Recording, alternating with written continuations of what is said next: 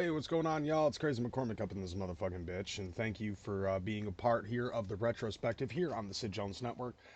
And for the last, excuse me, for the last couple of weeks, I have been going through the mine of feminism within the gaming community, particularly the old school Gamergate situation individual with Anita Sarkeesian, and how she ended up bilking a bunch of people out of 160,000 fucking dollars in order to do a 12-part series that she decided to call Tropes versus Women in Video Games.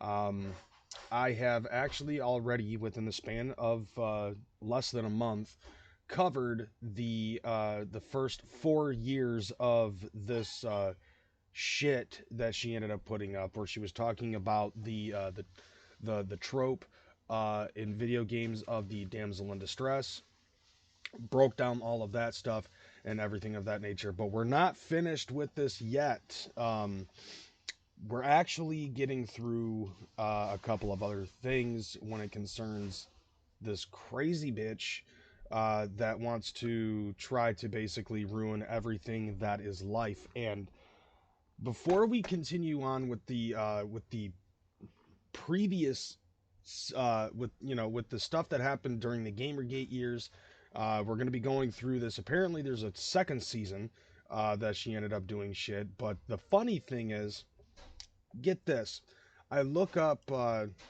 look up this thing, right?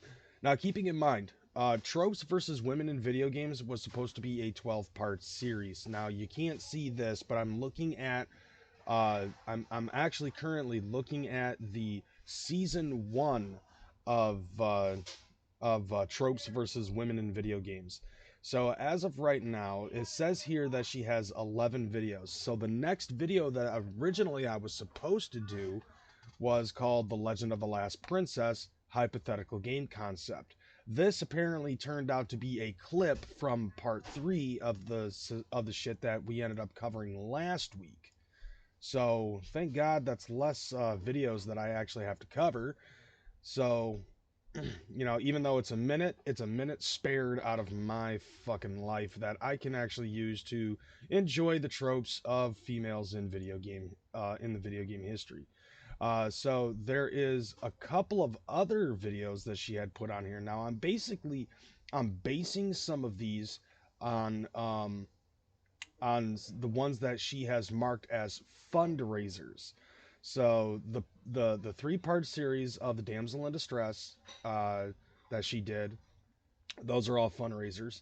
The hypothetical game concept is already within part 3, so that's up in there. So technically, out of season 1, she really only did 7 fucking videos, because the last 3 videos that she has, it looks like it's within the women as reward argument, and then there's also, I think she already did one. I think she already did something in one of the earlier parts about the Scythian. So I think I may have covered that. I'm going to have to look into that again. But apparently, there is a season 2. And let's see. This season 2 has 9 videos. 1, 2, 3, 4, 5, 6, 7 of which, 7 of these videos are actually fundraised. So, yay. It only took her God knows how long to actually it took her God knows how long to actually complete what it is that she wanted to do. But earlier this week, I ended up getting a message from a friend of mine who ended up sending me a video, which I want to cover before we get into it. I'm not gonna do a full cover of this video, because like I don't watch this guy on a normal basis, but it's a video from the YouTuber called The Quartering, and The Quartering actually ended up finding out some interesting shit. So we're going to go ahead and tap into this. This is basically an update when it concerns the goings on with Anita Sarkeesian. And I found this interesting because it does kind of tap into both retro shit and current modern times with everything that's going on. And so, okay, I'm about ready to hit the space bar so that way we can stop seeing the quartering fap over this glorious fucking piece of news. So let's just listen to the quartering. Ah, yes, the age-old faux outrage machine has been spun up again by you-know-who, Anita Sarkeesian. This is gonna Long be great. ago, she had some pull on the internet. With the feminist frequency, mind you, that like that's specifically what he's talking about, because she bilked people out of $160,000 so she could buy a bunch of Xbox games for research, or whatever, or just for like a picture of her in her house with a stack of Xbox games to prove how much of a gamer she was. Xbox 360, mind you. And just Xbox 360? Pshaw, Anita Sarkeesian. Now, whenever she seems to poke her head out, it gets immediately whacked down like the carnival game that is called Whack-A-Mole, I think. This is the reason why I don't watch the quartering, because, like jokes like that, he apparently thinks he's funny. Regardless, it's always funny when the mole gets whacked. Now, The Mandalorian, which is in its second season right now, I've actually started watching again from the first season. Okay, before we continue, he mentioned The Mandalorian, so all of the female viewers that are watching right now, start getting your panties wet over Baby Yoda and all of that shit. Because it's weird, because and I say it like that because, like, as a guy, like, I could watch The Mandalorian. I don't, because I don't have Disney Plus, but at the same time, it's like every female that I know that is into Star Wars is all about Baby Yoda. Whatever the fuck race he is, I don't know. I don't know what it's actually called. But still, every female Star Wars fan seems to be going gaga over this Baby Yoda character. So you might as well just get it out now. Why does the quartering look like he's thinking? Meh. Because I kind of watch it sporadically.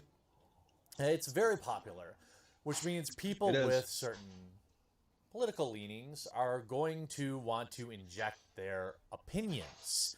And Anita Sarkeesian is no different. And long after feminist frequency has been flat broke out of money. That was something that I did not even know. Like, how is this? Is this the reason why all of the feminist frequency videos are marked under fundraiser and shit? Are they really struggling that bad to the point where they have to do like a multi fucking like a multi what's the word I'm looking for? Okay, fuck it. They have a podcast. So, like, is this the reason why they have to resort to a podcast in order to try to rake in whatever little bit of money that they can? Moving along. I said moving along. She's been looking for a way to inject herself into pop culture. I'm looking for a way to inject my way into her. Ever since. She rose to prominence during the Gamergate era, which has been over for 5 years.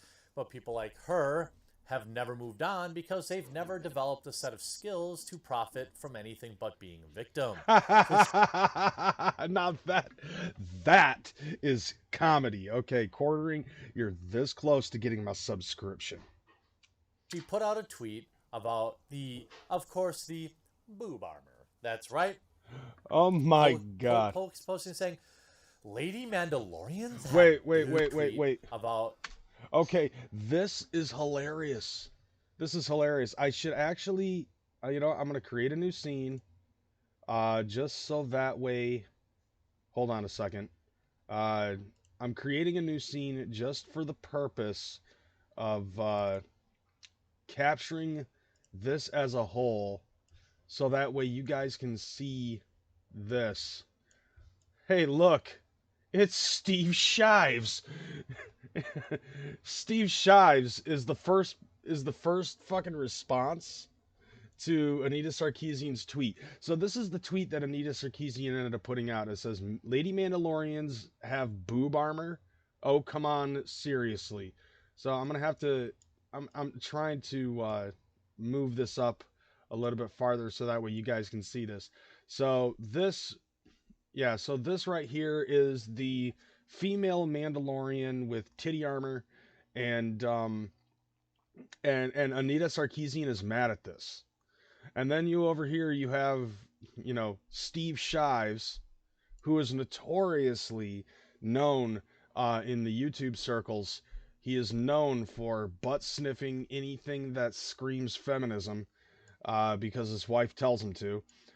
So it says, are Mandalorians with boobs Mammalorians? I'm sorry. I'm so sorry. I'll show myself out. Okay, for one, you're not funny, Steve Shives. You're not funny at all. What happened to you, Steve? What happened to you? What happened to Steve Shives? Actually, I'll tell you what's happening with Steve Shives. Nothing. In the last 30 days, he has not gotten a single fucking new subscriber.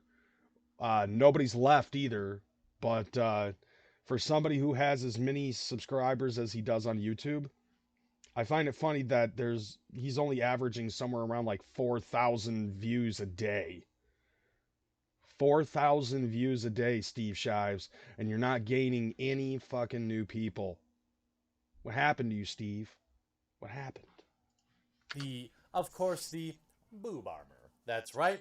Boob armor. Pokes posting saying, Lady Mandalorians have boob armor? Oh, come on. To which she received just 3.2 thousand likes for her 52,000 followers. God. How? So she has 52,000 followers and she has like 3,200 likes. Okay, look, I'm not privy to Twitter or anything, but oh, come on, Anita. What did you do to lose your fan base on this one? Golly, I thought she'd have way more than that. Same here. But 8.7 thousand quote tweets. The quote tweets is kind of the new ratio. I guess what he means by that is like, okay, with Twitter and any other social media, if you're a public figure, then you're going to be based off of whatever it is that the audience is going to respond to you with, because God forbid, it's social media. Everybody's got a fucking voice, so like there's absolutely no issue or anything of that nature when it concerns the type of shit that's going on with social media, because that doesn't make sense. So basically what I'm getting at is like, okay, what you want out of Twitter, mostly what you want out of Twitter is to have fan interaction. That's what you need in order to fucking get shit going around. It doesn't matter how many, like the reality is like, it doesn't matter how many hearts you get on Twitter, just like how it doesn't matter how many up votes or down votes you get on YouTube. It doesn't matter whatsoever. What matters is the response. What responses you're going to get from from your audience. So like that that in and of itself is really what's going on, especially if you're a public figure. People want you to fucking respond. And of course she is now tuned in to start playing the victim. Oh shit. It received 11,000 replies to just 3.2 thousand favorites, and this isn't the first time she's injected her opinion into the Mandalorian. Ugh. And in fact, last time it was that Star Wars girl that completely destroyed her criticism about the Mandalorian and showrunner Jon Favreau. This goes back to November 21st last year.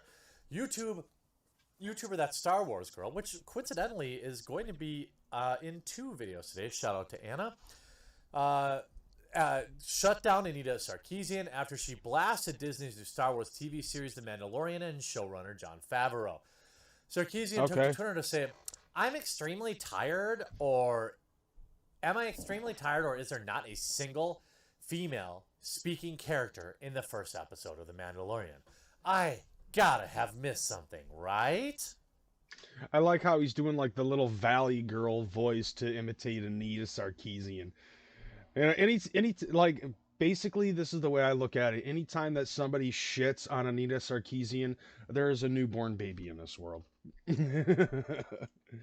And we're all happier for the better, as far as I'm concerned.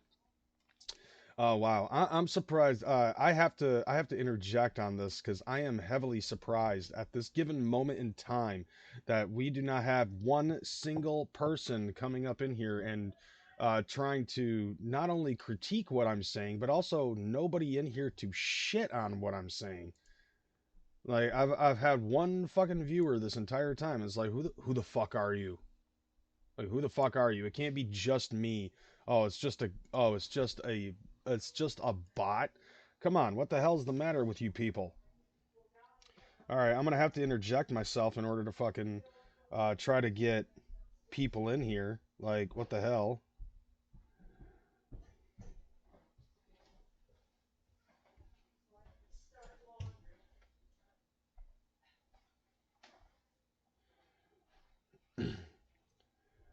All right, so maybe as long as I just do one fucking thing.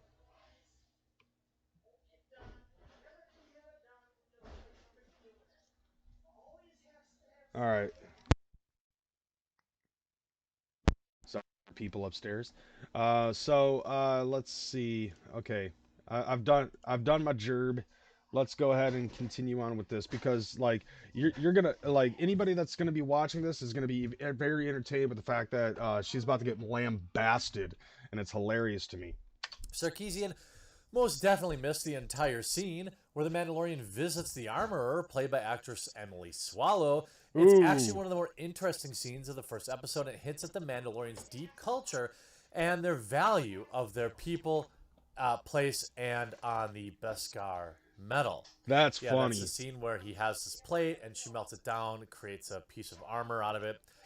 Despite missing the key scene, Sarkeesian would then blast the Mandalorian showrunner Jon Favreau. Of course, because penis. She wrote on Twitter, I guess Jon Favreau was like, well, we just make all the vehicles female, like the ship and the blurg, then we're good, right? That's just about the right number of female. Okay, why, Anita? Why are you trying to interject yourself into the nerd culture even further? You do have to realize and understand. You have to realize and you have to understand that we as nerds are not very passive anymore. Like, you fucking talk the wrong thing about certain things, we will get aggressive as fuck. I swear to God, if I were to ever hear Anita Sarkeesian say Greedo shot first, I don't care if she's a woman. That's all I'm saying. That's all I'm saying, fam. By the way, Gina Carano, very popular on the show as well. Boy, you'd think I'd learn how to say her name by now. She continues writing, it feels especially jarring, given how much recent films have done to amplify women and women of color who have been historically marginalized in the franchise. Oh, god damn. Okay, you know what? Like, I'm fast forwarding this just because I'm fucking already tired of seeing this this thing. But yeah, basically, whatever you say is irrelevant. They will do whatever suits the plot.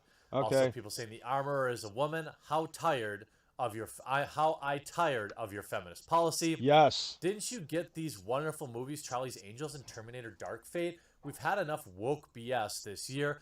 Leave Star Wars alone, Lefty. Oh my god, that's awesome. Puts together a nice little thread here, so shout out to Lyde saying, okay, Captain Snark is doing the "this is because I'm a woman" thing. Yes. Let's have a thread. Women respond to Anita Sarkeesian. Okay, here we go. First we have Nikoko.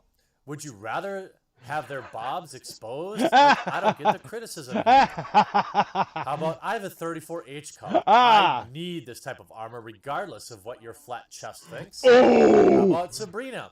Cringe, please stay to retweeting plants and I'll stop acting like you know how the Space Warrior race designs their armor. Also, bobs exist and naturally cause a bump in their clothing. I just wanted Yes. to remind you to cause you seem to not notice. Oh, because you seem not to notice. Set on your own chest I seem. Here's another woman. So women having a chest is bad. Also, how can they wear flat armor with their bust in the way? That would Yes. be very uncomfortable. Of course, I know feminists long ago enough to know they hate Feminazis. logic. Now, the actual concept of Yeah, it's this what yeah, I can. protrusion in armor has been, you know, and I don't know if you noticed this. I don't know if you noticed this, but every single one of those responses came from women. Some of them, obviously, because they said that they have bobs and vagine.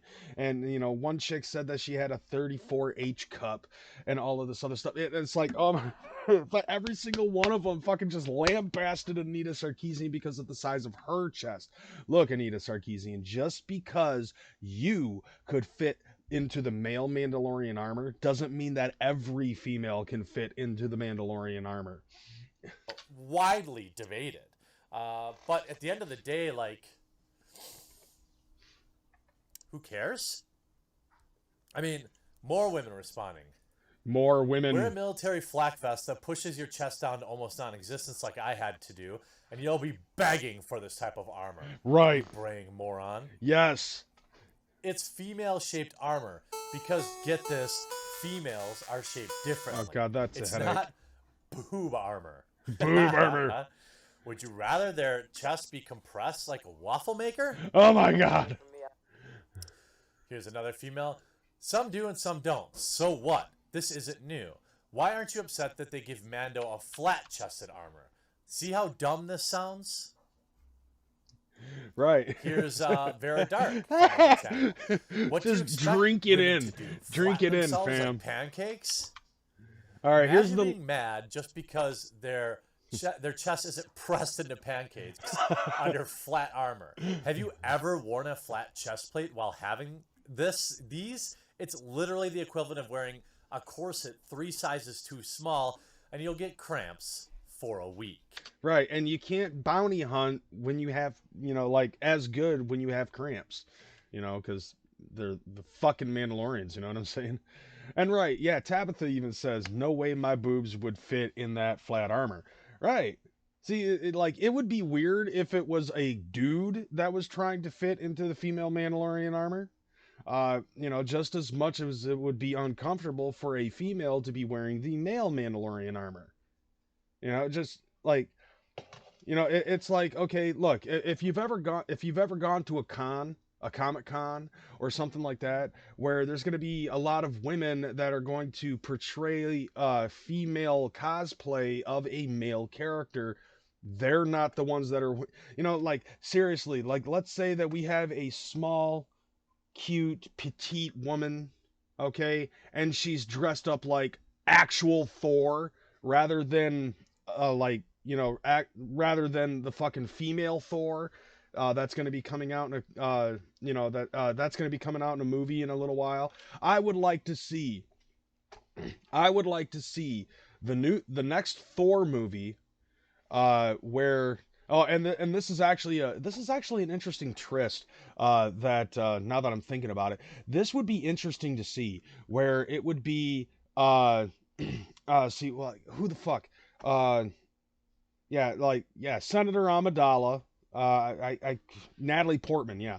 Imagine Natalie Portman playing as the the new Thor, because Natalie Portman does play the new Thor. Now imagine her wearing actual Thor's, like, actual Thor's fucking armor. Okay, like, it doesn't have the boobies or anything like that. Like, it's just the flat-chested armor that the original Thor was wearing, and it's being worn now by Natalie Portman in the in the next fucking Thor. I think, what is it, Love and Thunder is what it's called, Thor Love and Thunder. And and just imagine her dressing up exactly like Chris Hemsworth and not having, like, the boob accentuations in the armor. Just try to imagine that. Do you think she's going to be comfortable? Do you really think that she's going to be that willing to portray the character at all? I don't think so. I sure as hell wouldn't. Of course, it's uh, hundreds of women. I just find it incredibly hilarious that Anita Sarkeesian had to basically go on Twitter to bitch about a hypothetical intergalactic bra. Replying in and just entirely destroying Yes. Anita. But now, of course, it's time to whine. Sorry to burst your bubble, but the jig is up, y'all. She said y'all. Star Wars isn't some niche exclusive tree club where you get to hang up a no girls allowed sign. This is the mythical gatekeeping argument. Oh my god, look, Anita. Oh my god, okay, so like, this is basically the update of Anita Sarkeesian. This is how bad she has to fucking try to play the victim. So, like, allow me to finish up. I'm gonna, you know what, I'm gonna go back to the other scene. Okay, so this is what Anita says. Okay, sorry to burst your bubble, but the jig is up, y'all. Star Wars isn't some niche exclusive tree club where you hang up a no girls allowed sign and dictate the terms of the discourse. It never was, and that is not changing anytime soon. That's not what anybody is actually saying, you dumb bitch. That's not what anybody is actually saying.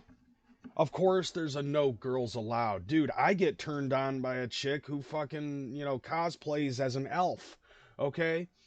Because female elves exist. I like nerdy chicks. That's fucking awesome. There's no such thing as no girls allowed. What makes you think that when half of your female followers on Twitter are bashing you with a brick on the internet over this fake boob armor and talking about how male chest plates would crush up against the bobs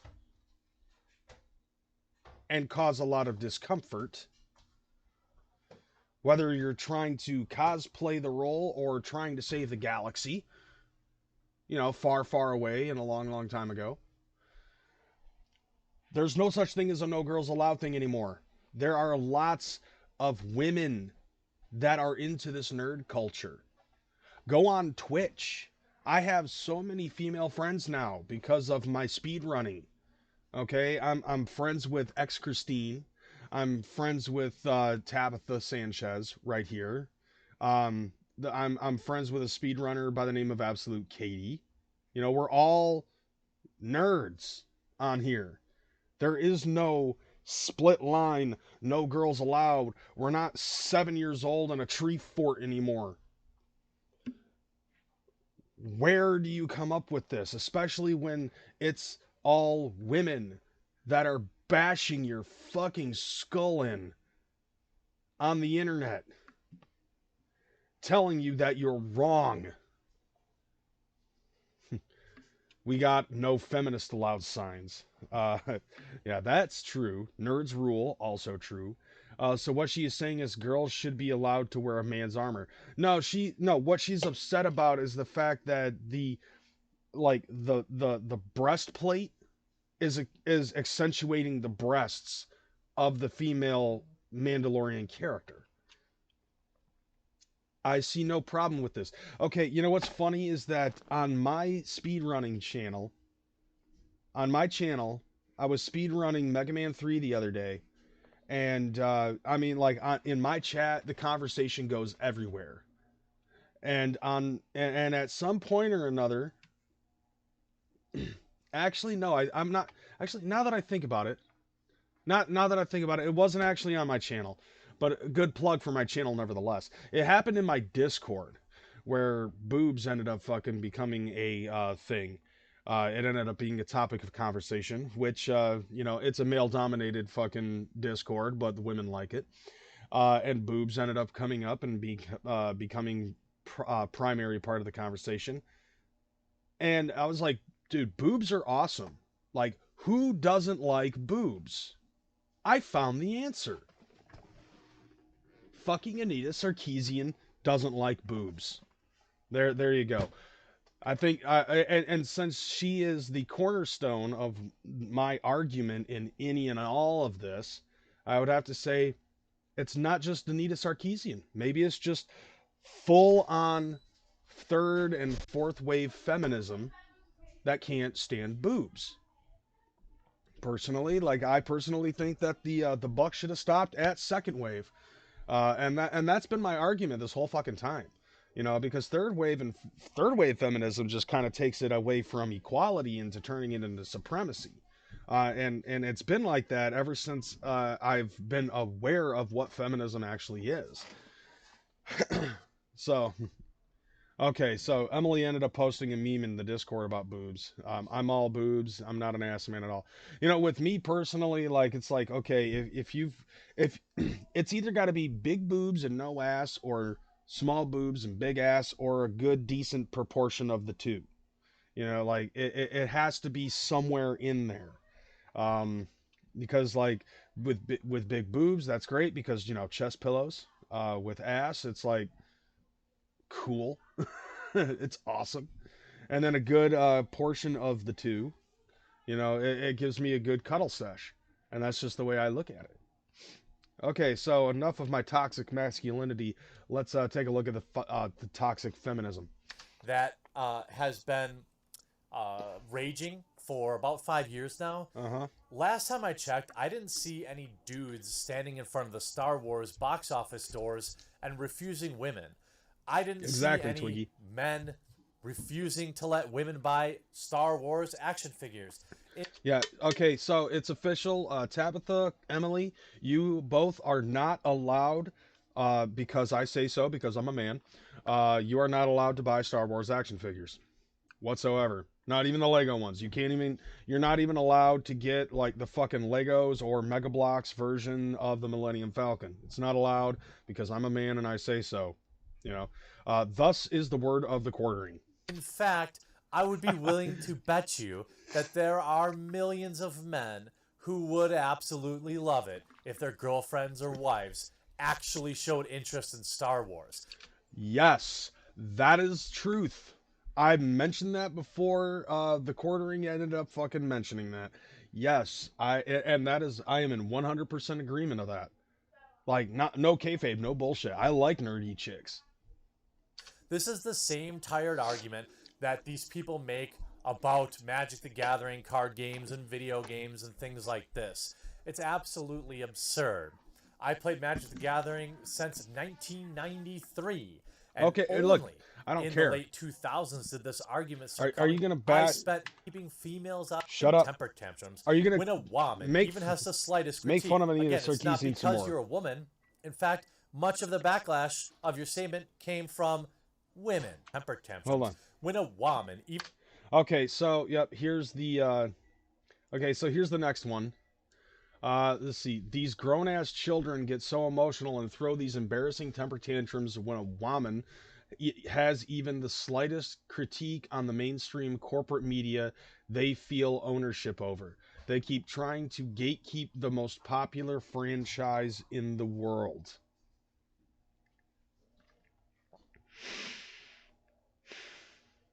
Did I not mention? Did I not mention to you, Anita Sarkeesian, that a vast majority of the people that are bashing you are other women? Your argument is invalid.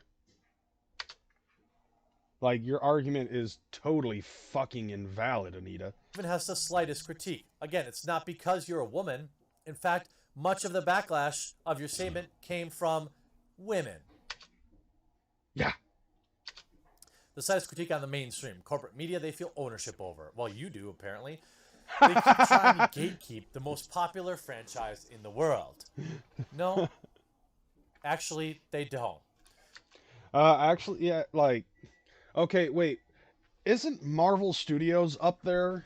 Like, currently, it is one of the most popular franchises, Marvel Studios and all of the Marvel Cinematic Universe and shit, because of 22 movies being put out within the span of 10 years and shit like that. And, you know, so far we have seen female empowerment within the superhero franchises, actually from both.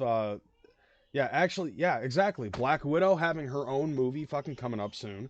Um, and Scarlett Johansson, I'd smash. But besides that, the fact is that we have like the Black Widow. We have fuck, dude, you saw it in Endgame when fucking when Miss Marvel had she took the fucking gauntlet from Spider-Man, and he's like, how are you going to be able to get through all of that? And all of the female characters, like all of the major female characters fucking showed up. You had Miss Marvel, you had the Wasp, you had Black Widow, fucking you had the Scarlet Witch, fucking Okoye, uh, and like Black Panther's fucking sister, I can't remember what her fucking actual name is.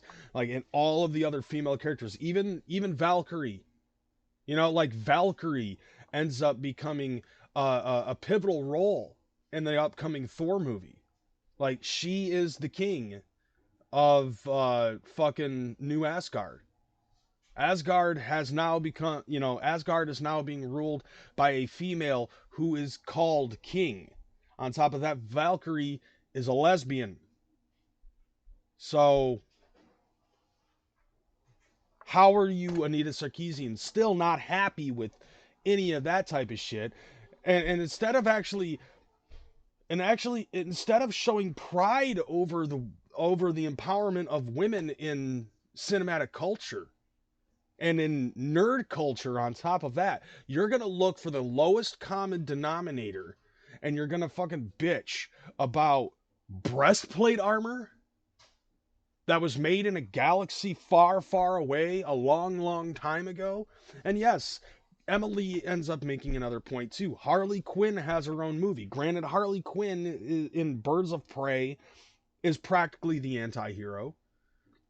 The same thing with the Suicide Squad. Harley Quinn was considerably the anti-hero. But also in the DC Comics universe, you also had Wonder Woman. And so, like, you constantly have, like, some sort of a problem where you have to, Harley Quinn, in the comics, she was bisexual. Right. So you have a bisexual character in that. Um, but like basically, Anita, you're scraping at the bottom of the barrel and you're using a fucking plastic spoon to try to whittle your way to go into a lower depth of the barrel in order to fucking dig through the barrel, and the barrel is made out of adamantium and you're using a plastic fucking spoon and you're doing what you can to try to scrape to the bottom of the barrel and go through the fucking barrel with this thing in order to find something to bitch about. And in this case, it's Mandalorian fucking breastplate armor with titties. What the fuck is wrong with this bitch? Like, and this, in nerd culture, is the face of feminism. I think you see, but for real, we already did this, showing 1,000 comments to 500 likes, and then showing the 2,000 comments to 500 likes. She's saying that she's already been ratioed before, then saying there are sure a lot of blacksmiths in my armor today, or in my mentions today. Look, it's females in armor, and the armor has titties. There's nothing wrong with this. You say, Anita Sarkeesian plays the victim of receiving pushback from women against disingenuous complaint of chest armor in The Mandalorian. Anita has once again sparked a wave of discourse. All right, enough of this. All right, so we're gonna move on to the next thing, which basically, yeah, I've spent enough time talking about the quartering shit. So let's go into the actuality of what it is that I wanted to do. Before I found out about this shit, we already see it. Anita Sarkeesian once again destroyed, this time by her own female fucking fan base. That's the hilarious shit. Not anymore. When Gamergate was going around, yeah, that was a big problem. And she was for a while the face of fucking feminism. No, nerd culture feminism. It's basically a combination of that. Not nerd culture as a whole, because that's me, but you know, feminism nerd culture, feminist nerd culture, she is. All right, so moving on to the next video. Come on, go to the next video. Here we go.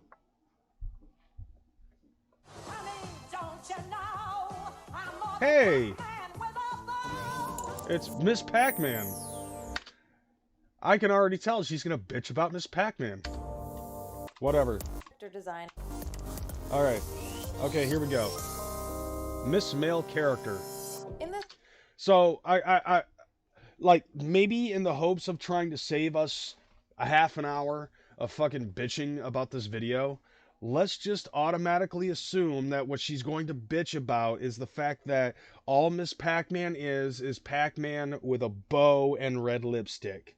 Or it's the fact, if you want to really dig deeper into the situation, it's probably going to be about the fact that all Miss Pac-Man is Pac-Man with a bow, due to the fact that somebody ended up creating some sort of an add-on to the original Pac-Man game in order to make things more aesthetically pleasing to women in arcades in the 80s. Let's find out. This episode, we're going to shift the discussion away from plot devices to focus on a pattern in character design and conceptualization, which I've decided to call the Ms. Male Character. Okay, hoops. As always, it's important to keep in mind that it's entirely possible to be critical of some aspects of a piece of media. No, it's not. Gaming. Initially called Pac-Man in Japan, the name was changed to Pac-Man when the game hit arcades in the United States. Yes. Incidentally, Toru Iwatani, the creator of Pac-Man, has stated in numerous interviews that the game was designed to appeal to women because, and I'm not kidding about this, he said, when you think about things women like, you think about fashion, or fortune-telling, or food, or dating boyfriends. So I decided to theme the game around eating. After eating dinner, women like to have dessert. For one, it's the 80s. Two, it's Japan. Completely and utterly different fucking culture. And three, Anita, you're a bitch. Luckily, Iwatani's regressive personal or cultural notions about women are not reflected in the finished game itself. Pac-Man went on to become an international sensation and remains one of the most recognizable pop culture icons today. Yes. But probably not because women are genetically predisposed to like eating desserts more than humans of other genders. Dude, that's my 3-course meal. Dessert. So it's whatever. Hi, I'm Lily Tomlin. Hi, I'm Vera DeMilo. That's what she sounded like. Now, like, I don't mean to make fun of Lily Tomlin because I like her as an actress. She's a very good fucking actress. But I'm actually, like, it just had to fucking come out because I thought it was funny. I'm a Pac-Man freak. Yes. It's all right. I can talk about it now. Of course, there was a time when I couldn't.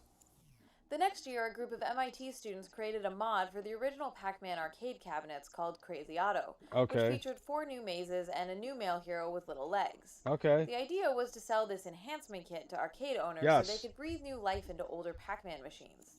But because of a separate lawsuit settlement with Atari, they decided to try and sell Crazy Otto directly to Midway, the U.S. manufacturer of Pac-Man cabinets. As luck would have it, Midway was anxious for a follow-up to Pac-Man and worked to transform the mod into an official sequel. Yeah. In an effort to continue appealing to female gamers, Crazy Otto was briefly changed to Pac-Woman, then to Miss Pac-Man, before finally becoming Ms. Pac-Man. Yes. An 11th hour move designed to avoid potential backlash for the third cutscene, which features a child born out of wedlock. Okay, yeah, so, wait, are you trying to say that having children is a bad thing? The game hit arcades Between in the two United circles? States in 1982 and was an immediate smash hit, becoming the most successful American-made, coin-operated arcade cabinet ever produced. Okay. Like her predecessor, Ms. Pac-Man quickly achieved widespread cultural prominence, and it wasn't long before she was turned into a special marshmallow and added to Pac-Man's cereal. Yeah, because, she's sweet. She was also the face of Lollipop Chainsaw. So basically what you're saying is Jessica Negri is Bubbles. From fucking Powerpuff Girls. Okay. Pac-Man cereal's got a new surprise. When you look inside, it's shocking. Shocking pink, it's new Miss Pac-Man Marshmallow. She's got a shocking pink. Oh. Ms. Pac-Man was not only one of the first playable female characters, But she also holds the distinction of being the original Ms. Male character in video games. Okay, so what? I describe the Ms. Male character trope as a female version of an already established or default male character. So? Ms. Male characters are defined primarily by their relationship to their male counterparts, via their visual properties, their narrative connection, or occasionally through promotional materials. So... This trope is, of course, part of a long tradition in visual storytelling. The process of creating Ms. Male characters out of pre-existing male heroes has been especially popular in animation and comic books over the past century. Okay, so we're going to stop right here. So she's showing an Action Comics from DC, Superman. Great guns, a girl, flying. It, must be an illusion. Look again, Superman, it's me, Supergirl, and I have all your powers. And also it turns out that Supergirl is Superman's cousin. They're both from Krypton, and their powers are both accentuated equally and the same by the fucking sun in our solar system. That's how they get their problems, you drunkie.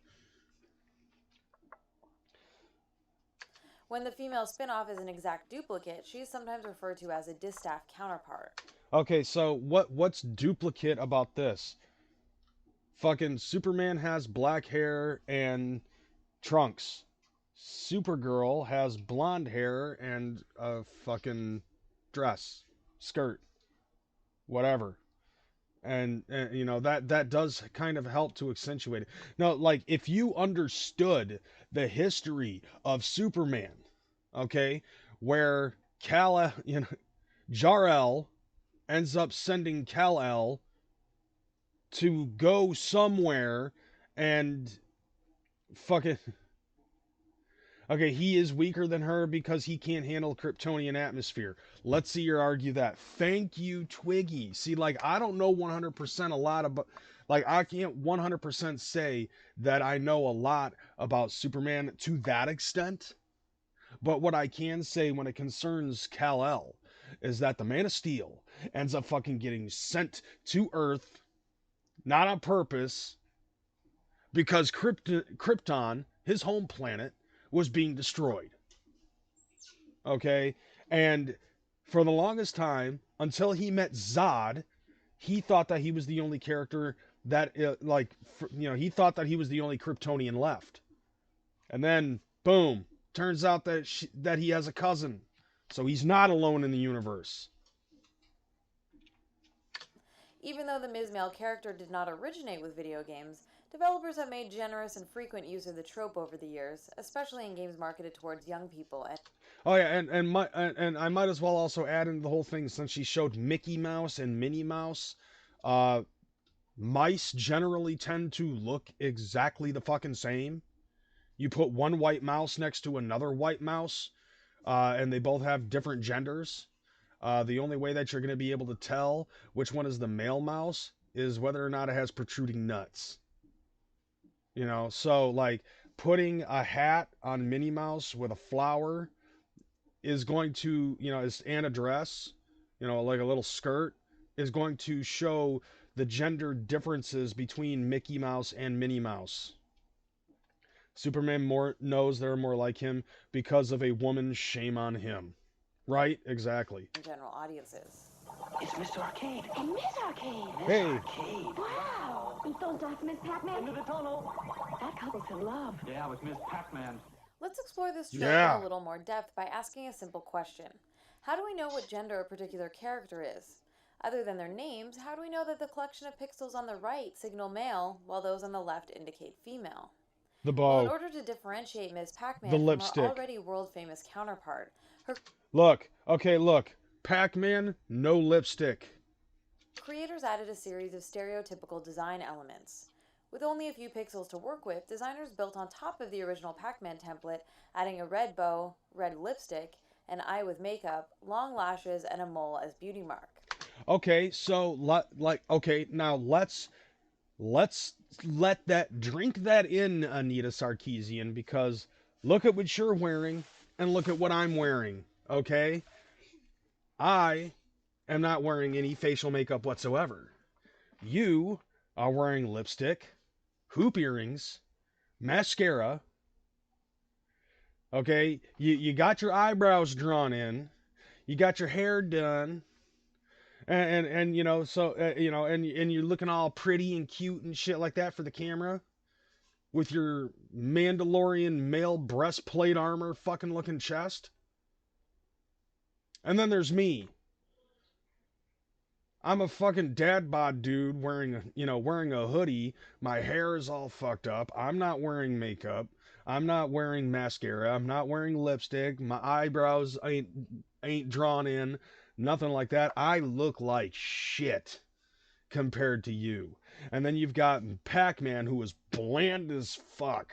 And then comparing that to Miss Pac-Man, and she done got her hair did with the bow. She got her mascara on. She's got the little beauty mark. She's got her lipstick going. Boom.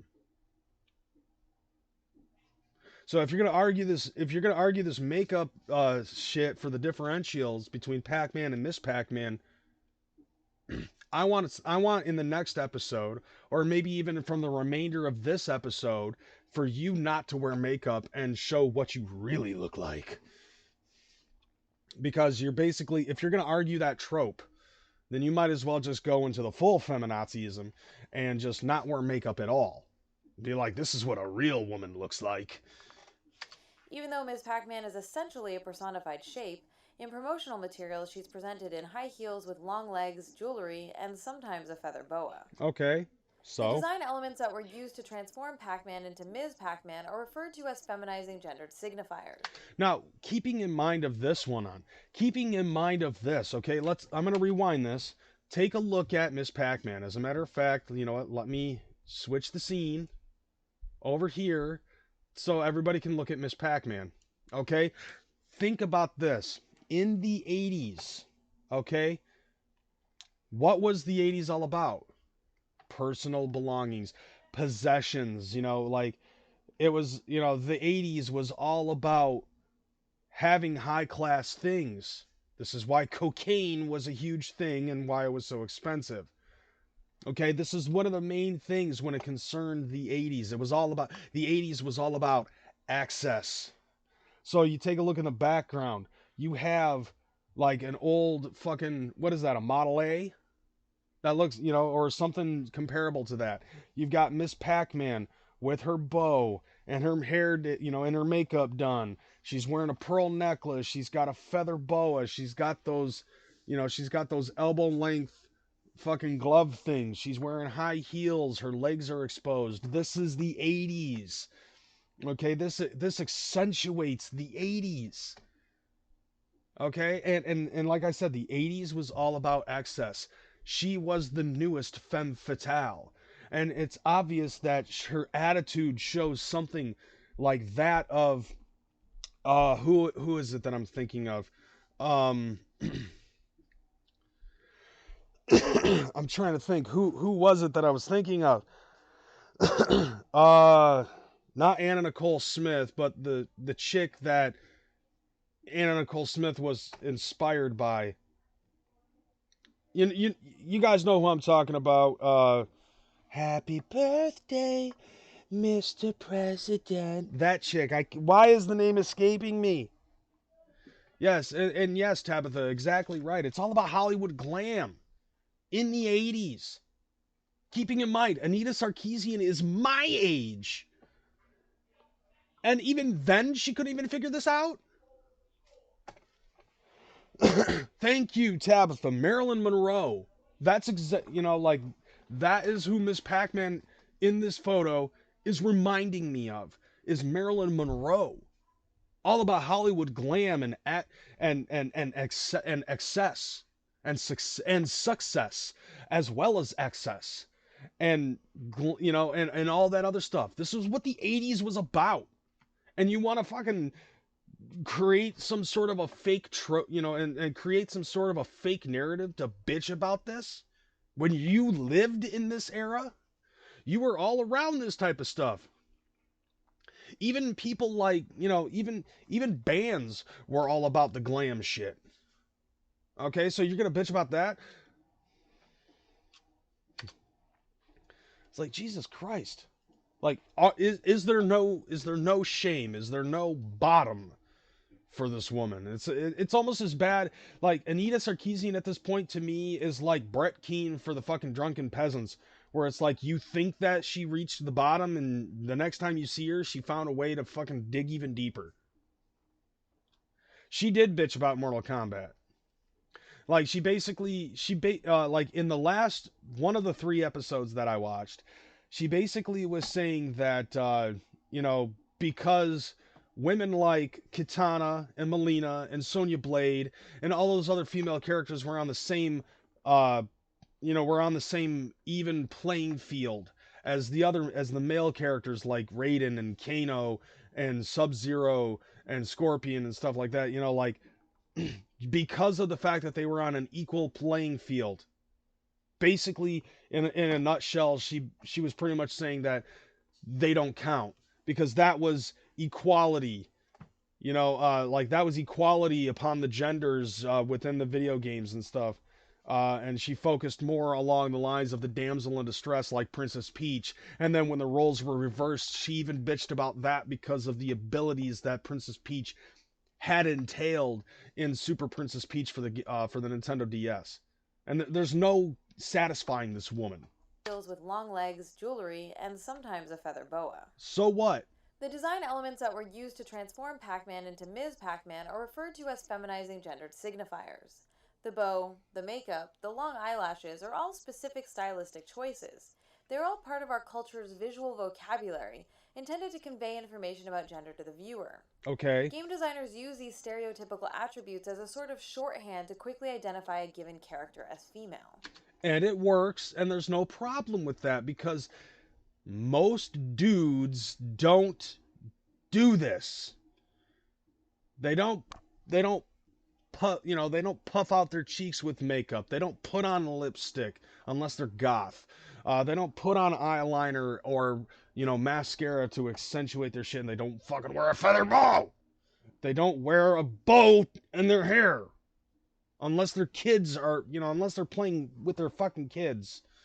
I've actually had to do that with my daughter when she was 4. Childlike hair decorations are by far the most frequent accessory used for this purpose. It's standard practice for creators to just put a bow on top of anthropomorphized animals or personified objects in order to communicate that a character is not male. Well, what would you rather do? Would you rather it, instead of it being anthropomorphic, would you rather have it be anatomically correct? Be like, okay, well, here's 2 horses. Which one's the male? The one with a big fucking schlonder. That's how you can tell. Although, actually, watch llamas with hats. That's confusing until, like, the 4th episode. Carl! The Bubble Bobble series stars heroes Bub and Bob, who are charged with rescuing their female counterparts and respective love interests Peb and Pab. Yup. Lala is a feminized version of the male hero Lolo in the Adventures of Lolo series. Because she's pink. Mimi fills this role as the main protagonist's girlfriend in the Super Monkey Ball games. In Disney's popular Where's My Water mobile games, we know that Allie is female because she's the only alligator who wears a bow. Are you gonna bitch about Smurfette, too? The Adult Swim game Giant Boulder of Death takes the trope to ridiculous extremes by gendering a pink boulder with a giant pink bow before she's stuffed in the refrigerator to motivate the blue boulder to seek revenge. No, that's actually kind of funny. Now, the interesting thing is that these gender signifiers are really quite arbitrary and abstract. There's nothing about a bow in and of itself that's intrinsically or essentially feminine. Yes it is, because only women wear bows on their heads. Men wear bows on their necks. It's gentlemanly. It's just a piece of colored fabric, after all. You're a piece of colored fabric. No, wait, that doesn't make sense. But our society currently assigns a very specific, socially constructed, and strictly enforced meaning to that piece of fabric. I just noticed that she has a fucking beauty mark on her neck. Like, right down here. She has a beauty mark. Maybe that's why I want to smash. Fabric.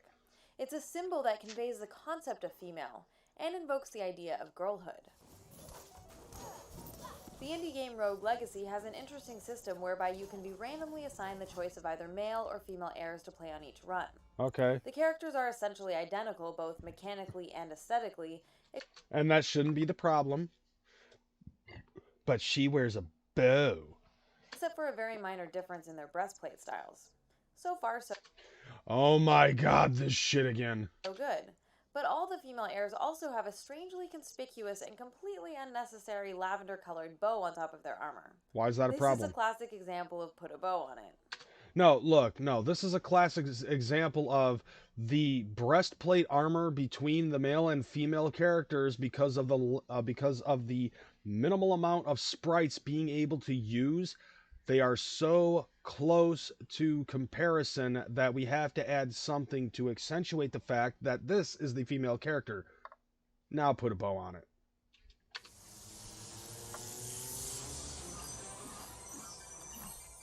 The color coding of characters is another frequently used visual element to signify gender. Typically, the dominant color used in the design of the female variant is bright pink, although sometimes a purple or pastel palette may be used. Okay, yeah. Depending on the amount of palettes that you can put into a specific game. In the 1985 NES classic Ice Climber, player 1 controls Popo, who wears a blue parka. If you have a second player, they can control Nana, who wears a pink parka. Okay. Amy Rose was designed to be a pink female version of Sonic, especially in her early incarnations. Command Girl Video is the female version of Commander Video in the Bit Trip Runner indie game series. Her dominant color is purple, she sports a giant bow on her head, and in Runner 2, she is suddenly and conspicuously busty. Ha! The most commonly used gendered signifiers, or feminizing accessories, are bows, lipstick, long eyelashes, and the color pink. But oh my god, that's taken out of Total Recall. there are a whole host of other design elements that, in combination, serve the same purpose. Get ready for a surprise! Bam! I love that scene. 2 weeks. Okay, so basically Drunky here is explaining that, I don't even know. Fires used to differentiate women stopped from men listening. are pigtails, high-heeled shoes, painted nails, pronounced makeup, especially blush and eyeshadow, midriff-bearing outfits, exaggerated breasts with exposed cleavage, and a heart motif in their design or powers. Okay. Pretty Bomber is the protagonist's adversary and sometimes love interest in the Bomberman series. So? And just to make absolutely clear, there is no confusion about her gender, she's decked out in pink, has a giant heart attached to her head, and also throws heart-shaped bombs. And she's also wearing a skirt. And when they explode, they're pink. Gendered signifiers are not mandatory for the Ms. Male character trope to be in effect, but these types of stereotypical attributes do serve to mark female characters as decidedly different by virtue of their feminine presentation. Yeah. Now, just to be clear, there's no inherent problem with the color pink, makeup, bows, or high heels as design elements on their own. Okay, so let's go into this. We're 9 minutes into this video. So after bitching about all of this for 9 minutes, she decides to say, but there's nothing wrong with this. What is the real problem, Anita? And of course, people of all genders may choose to wear any of them from time to time in the real world, and there's nothing necessarily wrong with that either. However, when designers choose to use the Ms. Male character trope and its associated visual stereotypes to specifically distinguish female characters from the rest of the cast in a fictional context, it has a few negative consequences. One repercussion of constantly relying on feminizing signifiers for character design is that it tends to reinforce a strict binary form of gender expression. Oh god, this Gender binary argument. is an entirely artificial and socially constructed division of male and female into two distinctly separate and opposing classes of human being. Okay, so basically your argument is going to be made if I decided that I wanted to go into the women's bathroom. And then everybody's going to bitch. I might get kicked out of Myers if I were to try to do that type of shit. And I would just, my only argument would be like, well, hey, Anita Sarkeesian said that this is just a trope, so I should be allowed to come in here. The gender binary also erases the continuum of gender presentations and identities that fall outside of the rigid masculine-feminine false dichotomy. Okay, so I'm basically going to explain this because this is really hurting my brain listening to her speak. And it's just that, okay, look, you need to understand something. Everything on this planet is binary. It is controlled by zeros and ones. Simple enough as it is. This is the simplicity. Zeros and ones. Unless you're a invisible man who lives in the sky, there might be a 2 in there. But nevertheless, zeros and ones. 1 for yes, 0 for no. That's it. Okay, this is a 1 and 0 argument here. Do you have a penis? 1 for yes, 0 for no. This is something that popped into my head. This is something that legitimately popped into my head as I was at my job, listening to nothing, with my headphones in my head, nothing was playing, and this just popped into my head. The world is nothing but binary. Everything that we come across is a binary code. Ones and zeros. Yes and no. To either or questions. That's all that it is.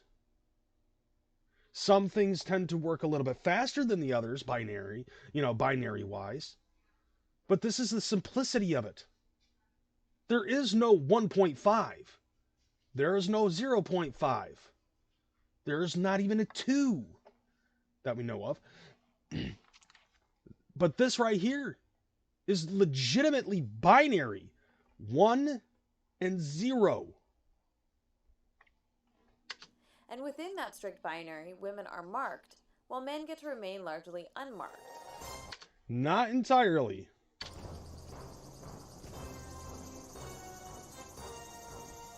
In the Mario franchise, the Koopalings were originally described as Bowser's 7 children. All of them are male except for one named Wendy O. Koopa. We know she's female because her designers use practically every hyper-feminine frill and accessory available to separate her from her male siblings. So? Wendy's 6 brothers, by contrast, are unmarked by gendered identifiers, which means that they get to be presented in a variety of creative ways. Ludwig's design communicates intelligence and arrogance, while Lemmy's reveals his playfulness, and Iggy's makes him seem maniacal and a little unbalanced. Sadly, Wendy's identity is limited by the fact that she's covered in superficial gendered signifiers. All of them at the same time. Now, here's the thing, though. Would you rather her be a fucking crazy bitch? Because I'm pretty sure that Minoru Arakawa would have probably allowed that if Shigeru Miyamoto designed her to be that way. One look at her and you know she's female, but not much else. As with many Ms. Male characters, her defining characteristic is her gender. Wendy also suffers from a parallel condition I like to call personality female syndrome, wherein female characters are reduced to a one-dimensional personality type consisting of nothing more than a collection of shallow stereotypes about women. She's Why vain, is that a problem? spoiled, bratty, and quick to anger. Well, yeah, because if she's the only fucking daughter of Koopa, then I would think that she would be Daddy's little girl. It's the same thing with Stephanie McMahon as the $1 billion princess during the Attitude Era of the WWE. You know, like, she is Vince McMahon's only daughter. She is Daddy's little girl, you know, so Daddy's little girl is going to get everything she wants. And that's exactly how they're going to portray Wendy O. Koopa, because Koopa's a bad guy, which makes him a bad father, so there's a trope right there for men.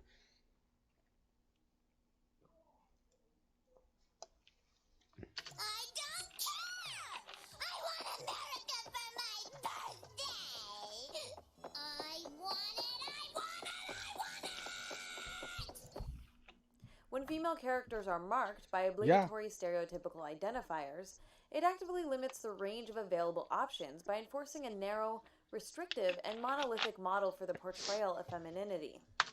Okay, drunkie. Durr, right there. Anyways, so fucking Like the way that she showed that clip of Wendy Okupa from the Super Mario Brothers 3 cartoon, like that's a Veruca Salt.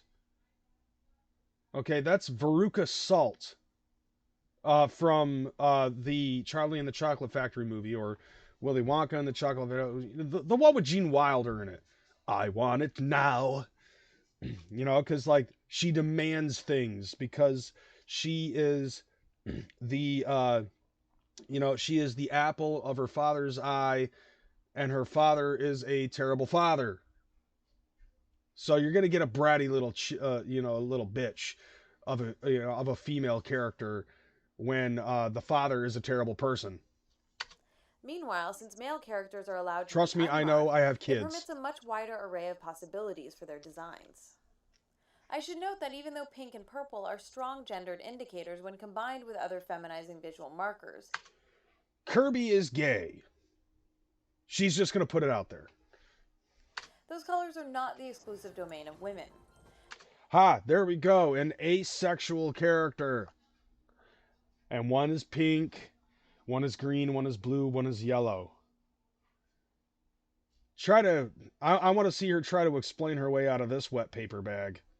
An expanded color palette is something we do see applied to men on rare occasions, as with Kirby, Bomberman, or Roy Koopa. Or Jigglypuff. But they are the exception to the rule, and are typically only found in colorful, childlike, and extremely male-dominated worlds. Oh my god. Okay, so now we're going to try to bring in the transgender character Birdo into this. But if a bow, lipstick, eyeshadow, or heels are placed on an otherwise male-identified character, the intention, or at least the result, is typically a homophobic or transphobic joke. Hey, yo! Beat that queen. There are a few optional design accessories Yeah, this for men, bitch like tank. neckties or baseball caps, but they don't hold the same significance. They're not ubiquitous or strictly enforced, and they're never really used to mark men as not female in larger fictional universes dominated by women. Maxwell is the hero of the popular Scribblenauts series. Why does it have cock and balls on its head? In the fourth game, Scribblenauts Unlimited, we're introduced to his twin sister Lily, who's basically a feminized copy of Maxwell. Who also has cock and balls on her head. The two are identical except for a series of gendered signifiers designed to mark her as female. In the game, we learn that Lily is one of 42 children. All 41 of the other siblings are male, and all have some trait or interest associated with their name that serves to define their personality. Okay, it's basically a Smurfette thing. So what's the problem here? Like singularity makes her unique. Did you not think about that? There's Artie the artist, Buzz the astronaut, Glum the emo rocker, and so on and so forth. Okay. And all are unlockable and playable during the course of the game. By contrast, Lily's personality trait is essentially being Maxwell's twin. She has no associated interest or hobby other than being the female version of the game's hero. In addition to being a Ms. Male character, Lily is also a particularly pronounced example of another related trope called the Smurfette principle. Okay, so I called it before she did. What up, Warlockside? The term was coined back in 1991 by feminist author Katha Pollitt, and is of course named after the only female Smurf in Smurfville. Who was created by Gargamel, mind you. Smurfette principle is the tendency for a piece of media to include only one woman in an ensemble of male characters. The trope is a pervasive problem in video games, manifesting as the token chick in any given grouping of heroes, villains, or non-playable characters. Okay. An exceptionally stark example of the trope can be found in the original Mega Man series. You will not destroy Mega Man. I'm speedrunning that game right now. Over the course of 10 games, there are 78 bosses or robot masters, and exactly one of them is female, Splash Woman, who appears in the 9th game. Yeah, be proud of that. Singularity is unique. And bitch about roll. I dare you to bitch about roll. See, I told you more. In the Wii U game, The Wonderful 101, 6 of the 7 color-coded Yeah, I was about to say, yeah, go ahead and try to fucking bitch about Mega Man. playable heroes are men. The one exception is, of course, the pink hero named Wonder Pink. In addition to her Smurfette status, she's also afflicted with personality female syndrome. So, Late last night, but at heart, she's a fashion-loving high school girl. there was this party, and then the after party, and then the after party. I needed a major powder break to freshen up before meeting you guys. Seemingly quick, but a little quick to anger. Wonder Pink is shallow, vain, materialistic, and flies into a rage at the drop of a hat. PMS. You can find Smurfettes in just about every genre, from dungeon crawlers to racing games, from RPGs to shooters. Paulette sums up the crux of the Smurfette problem nicely in her New York Times article. It's like, okay, this is something that I explained in the very first fucking part of this series, that of me, you know, destroying this bitch with her stupid fucking shit, was, okay, so, like, in Final Fantasy, the very first Final Fantasy, you have 6 characters that you can choose from, and the white mage tends to be the more female character, but she's also a healer.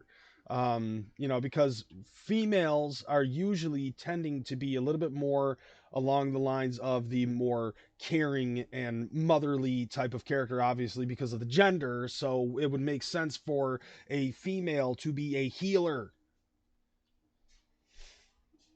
I'm trying to find that out myself, Warlockside. The message is clear. Boys are the norm, girls the variation. Boys are central, girls peripheral. Boys are individuals, girls types. Boys define the group, its story, and its code of values. Girls exist only in relation to boys. Well, see, like, here's the thing, though. It's like, for a vast, long period of time, women really only showed men one characteristic. So it's no wonder why, for the longest time, this trope has fucking become what it is. How is Smurfette Syndrome such a provider? They are mostly, they're mostly providers, and like Crazy said, healers. Like, her problem is that when there's a character who has the Smurfette Syndrome, it's always so one-dimensional. But at the same time, I think that even if there's just one female character in Smurfette, as opposed to the entire fucking group of Smurfs, that one thing is going to show the complete and utter uniqueness. Not to mention, women are crazy and have multiple personality disorder, so that kind of balances out everything when you have 50 different male characters, each with their own fucking trope, and then this one female character that can basically surmount to all of them at the same time. With that in mind, let's come back to Ms. Pac-Man for a moment. One of the core I thought you were done of with the Ms. male Pac-Man. character trope is that it helps to define women by their connection to men. So despite their connection to men is insert tab A into slot B, C, or D. her tagline, more than Pac-Man with a bow, Honey, don't you know I'm more than Pac-Man with a bow? Yeah. Ms. Pac-Man's visual properties are simply an extension of Pac-Man's original design. Okay.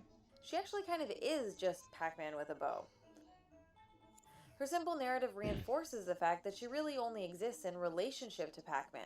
She's both his love interest and also the mother of his child. And she's cute, she's fun, and she swallows.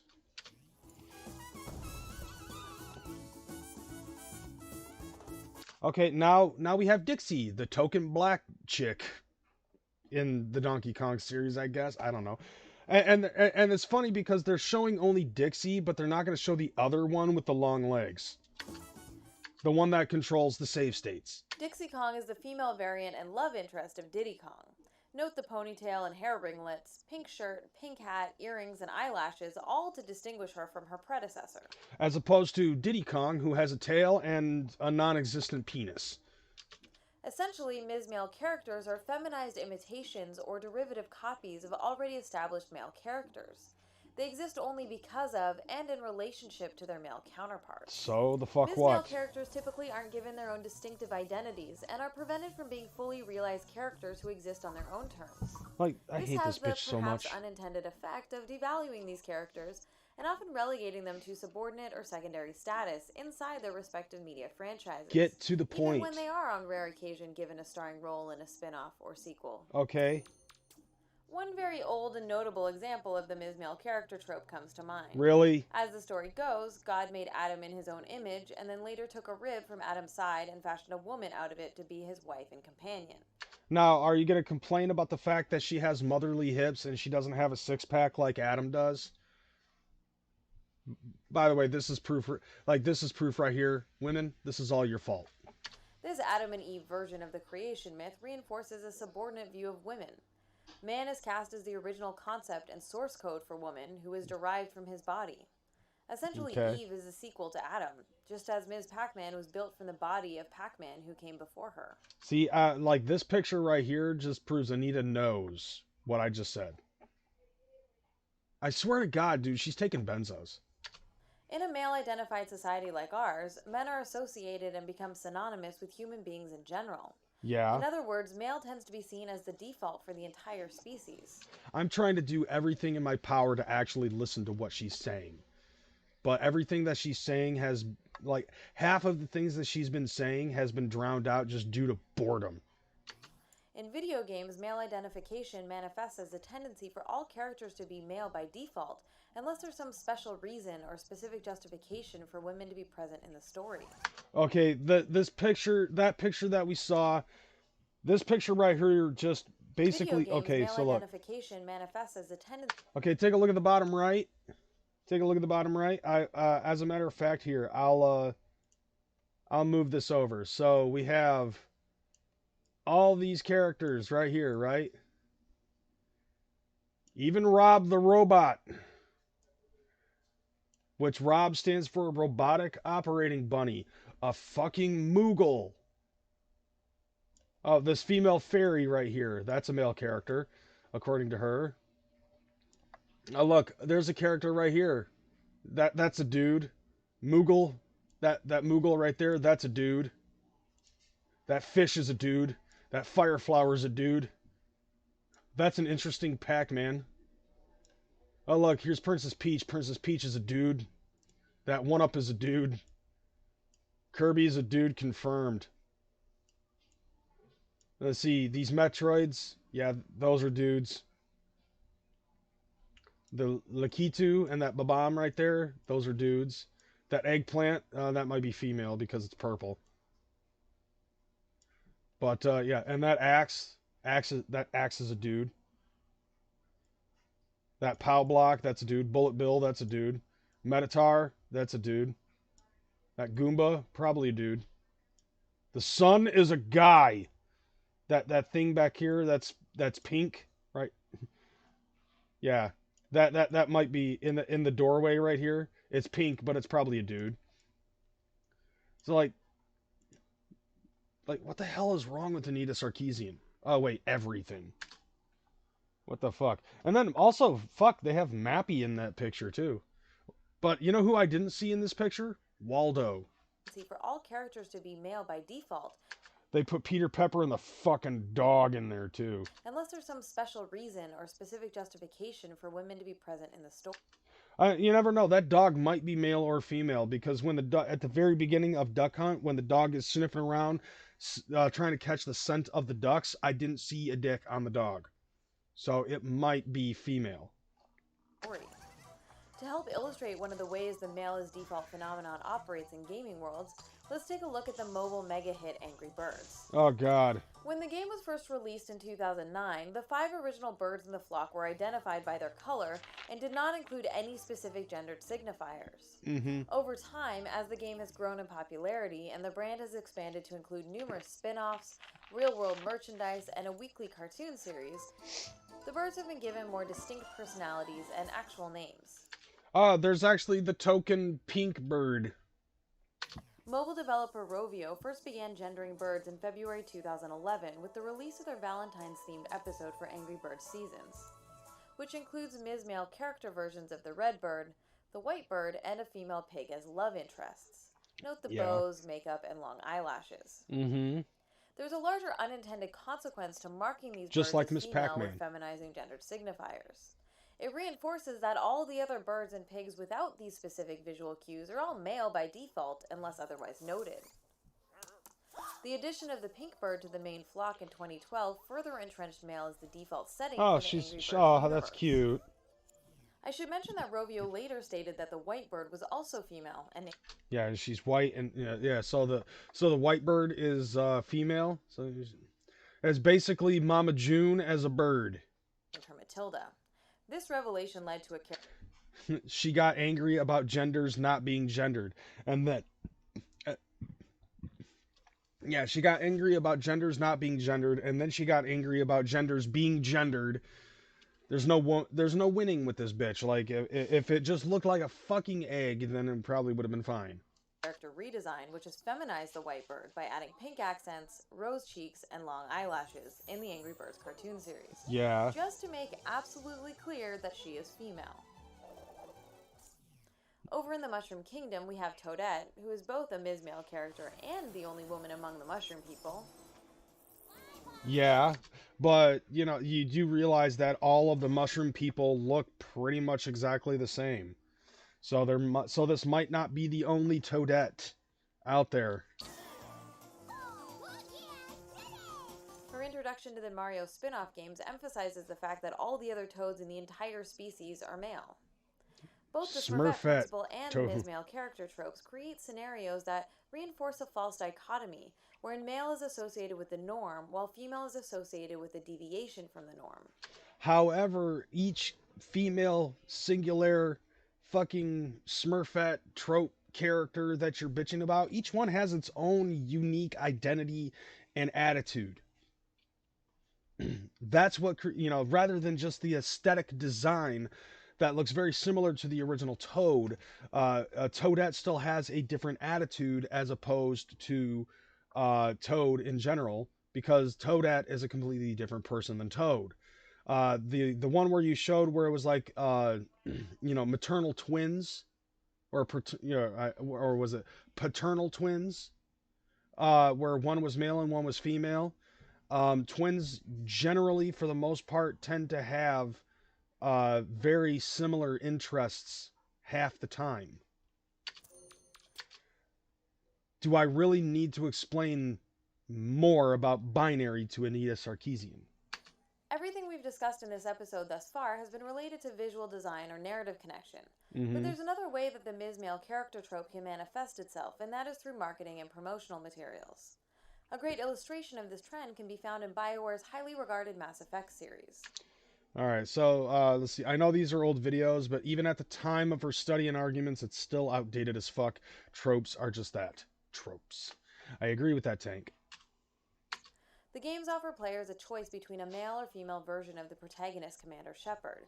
And I'm pretty sure that they're both equal in attack and all that other shit. But look at her chest armor. Patriarchy, damn it, because boobs. And Anita's still getting attacked by the benzodiazepine. Each with a range of cosmetic, customizable options. Yes. The female option is well designed, and her overall narrative is nearly indistinguishable from her male counterparts, aside from some of the romance options. Okay. However, if we take a step back from the game experience itself and look at the marketing campaigns for the trilogy, we see that the female variant of Shepard is practically non-existent. In mainstream advertising of the franchise, the male commander is used almost exclusively. So? His image is front and center on the box covers for all releases, including the special editions. He's the one featured in the TV commercials, teasers, trailers, web banners, street posters, and print ads, and his face appears on most of the magazine covers. So that means that he is primarily the main character. All of this positions the male Commander Shepard as the default protagonist of the series. One man, one very specific man, might be all that stands between humanity I'm still and the greatest threat not understanding the problem in this. That is how BioWare is selling the Mass Effect experience. Because it sells. It's going to sell. As a matter of fact, I might as well explain this. So last night I was doing a live stream on my channel, and somebody was going in there, female person, mind you, who basically says that they like playing Call of Duty. Okay, so and Call of Duty, like Mass Effect, is going to be aimed mostly towards the male persona. It's finger pointed towards the male demographic. And yet, I would probably say approximately 30 to 40% of their fan base is probably women. Nearly everything Argue this. about the advertising campaign explicitly tells players that Commander Shepard is a man, and by extension associates the official storyline with the male version of the hero. This marketing strategy contributes to the fact that only 18 to 20% of players choose the female option, despite the fact that Jennifer Hale's voice acting is widely praised as being far superior. You brought me here to confirm what you already know. Okay. The Reapers are here. Still, the female version has a dedicated fan base who frequently refers to her as FemShep. And although this is meant as an affectionate nickname, it does further highlight her designation as a Ms. Male character. Yeah, it's kind of like Fembusters. That movie sucked. She is the one with the qualifier attached to her name. She is a female Shepard, whereas the male version simply gets to be Shepard. During the advertising of Mass Effect 3, BioWare made a little more effort to include female Shepard with items like an alternative reversible slipcover for the game box, which features the male version by default, as well as a special web-only trailer, but these gestures feel like an afterthought or niche specialty marketing, and hardly what I would call a substantial or equitable inclusion. So basically what? When it concerned the marketing technique, you would expect that maybe half of them would probably be fucking, the male, the male shep, man shep, and then half of them would be fem shep. It would be a bad idea to do that marketing wise. Just to have it so like they would have specific ones, or like what would you suggest with Mass Effect 3? Would you expect FemShep to be the forefront of every fucking thing, and then in order to make it so it's Manshep, you have to flip it around? Or maybe if somebody wants to have Manshep, they have to buy the limited edition. So they have to spend like an extra 10 to 30 bucks in order to get Manshep.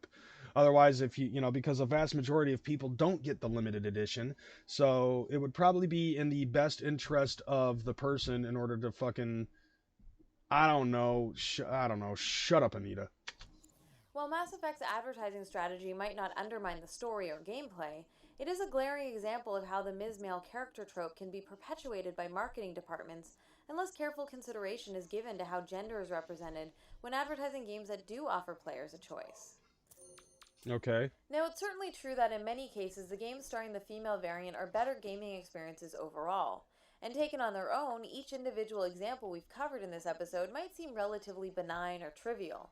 But the reason this series focuses on tropes is because they help us recognize larger recurring patterns. No, it's because you are trying to be a professional bitch. Both the Ms. Male character and the Smurfette principle have been normalized in gaming and in mass media more broadly. So much so that the two tropes usually pass under the radar and are often reproduced unconsciously, which is part of... Wait. So, the fact that Miss Pac-Man, as an arcade game, surpassed the original Pac-Man in income and popularity, and it was still swept under the rug? It was still under the radar? This is common knowledge, Anita. What I just said about fucking Miss Pac-Man. It's common knowledge. And you're still going to try to say, oh yeah, it was just swept under the rug.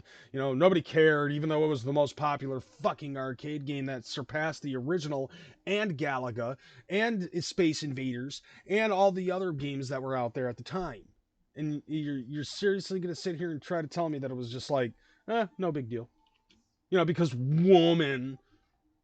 Fuck you, Anita. What makes the myths they perpetuate about women so powerful and insidious in our culture?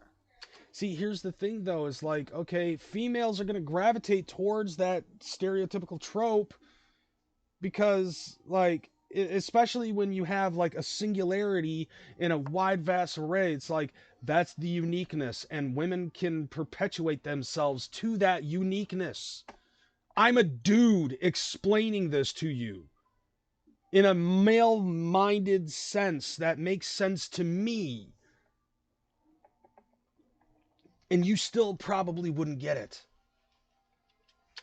The truth of the matter is that there's really no need to define women as derivative copies of men or to automatically resort to lazy, stereotypical, or limiting gendered signifiers when designing video game characters.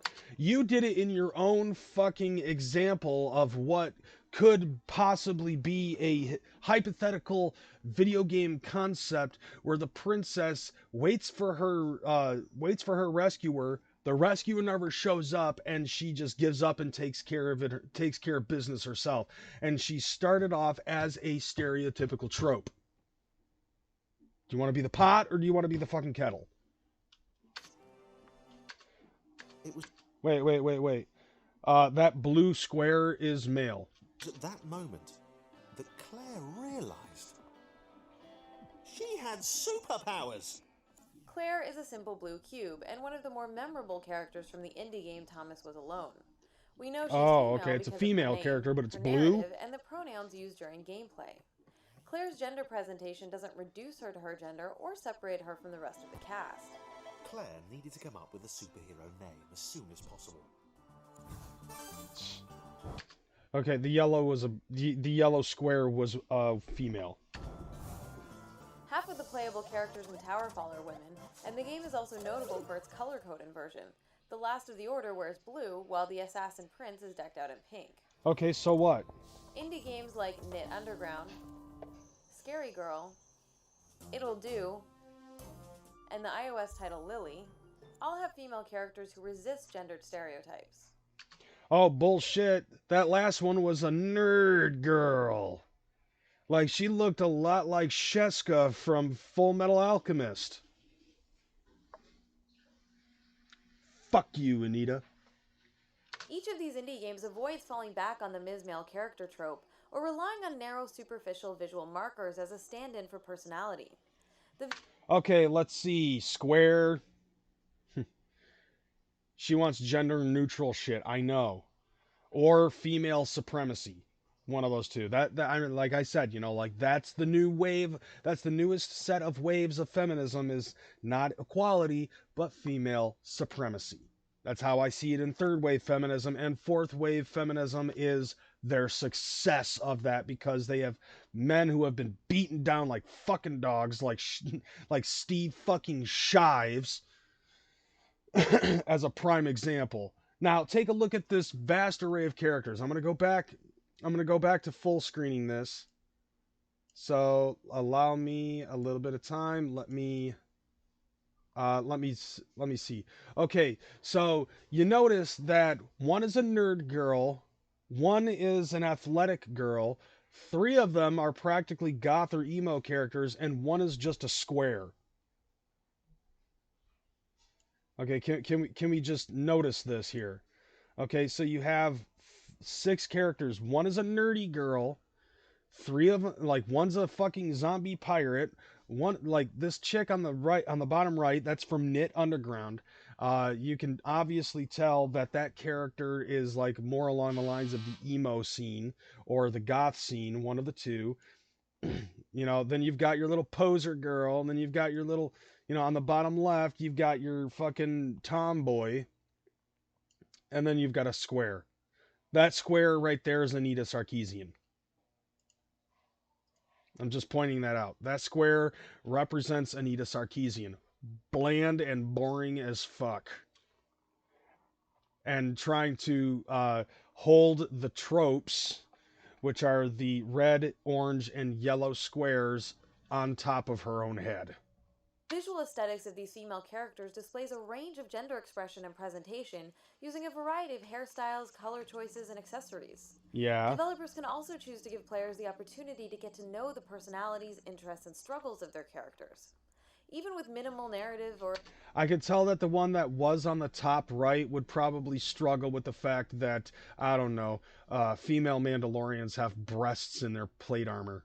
Limited graphics, it is entirely possible to make games that feature dynamic women who exist on their own terms. Remember, okay, it all starts with a harmless quarter, but it can turn to tragedy just like that. Yes. Thank you, Lily Tomlin. Exactly. 1 nerd, 2 goth, 3 emo, 4 tomboy, 5 square.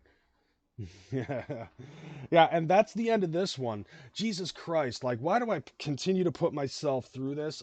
Because it's shit like what the quartering did earlier this week that makes the bittersweet taste of this sour milk that is Anita Sarkeesian and Feminist Frequency all the worthwhile. Fuck, like, once again, it's another one of those situations. Fuck Anita Sarkeesian and her stupid fucking trope. It's like this, okay? Simplistic as it is, okay?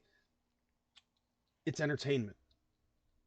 You don't have to go out of your way to fucking bitch about stupid shit, because when you do that, you're gonna get only 3.2k likes, and you're gonna get 6,000 fucking responses to your dumb bullshit telling you you're an idiot.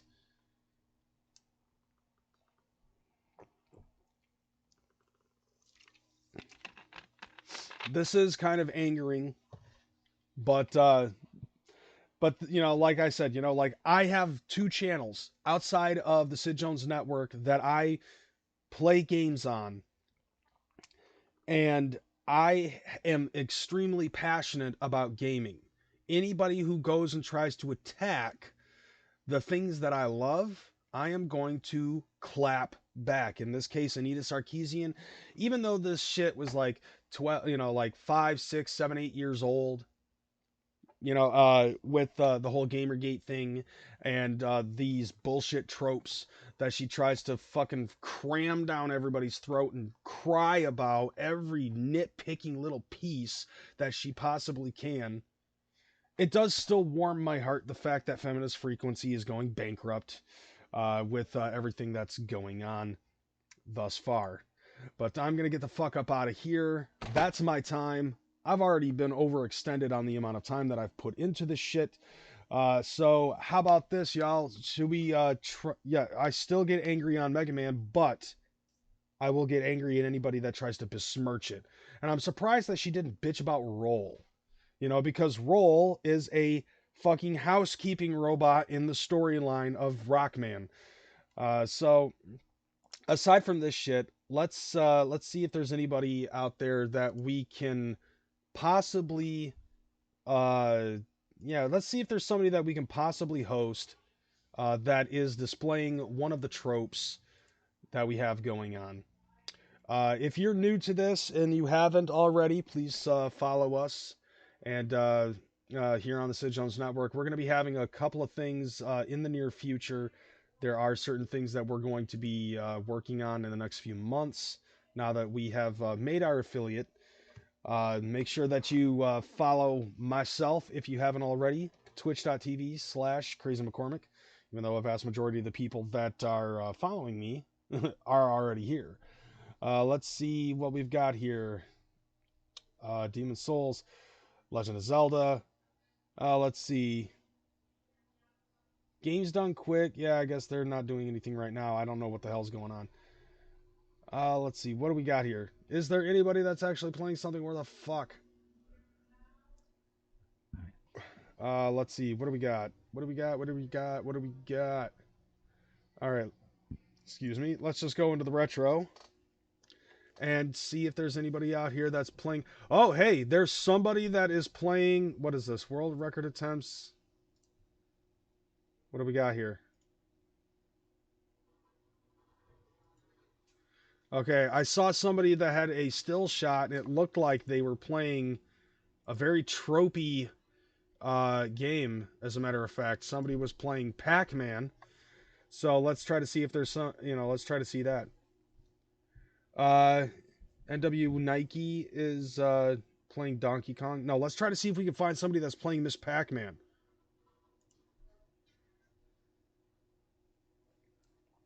Oh. Oh. On top of that. Here for a bit. Oh, wow. He's going to reset the capture card, guys. We've had technical. Wow.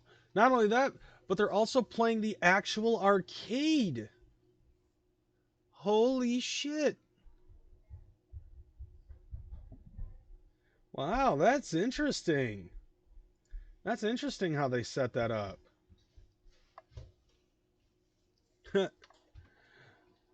Now, let's see if there's anybody that's playing Miss Pac-Man.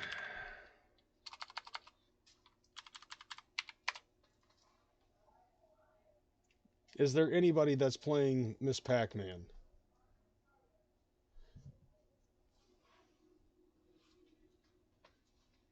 Oh, that's kind of awkward. Like, there are people that have claimed that they're playing Miss Pac-Man, but they're not actually playing Miss Pac-Man, so I don't know what the hell's going on here.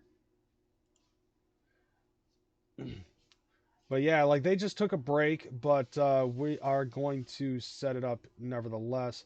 We're going to... Yep. Yep, we're going to go ahead. We're going to raid these guys.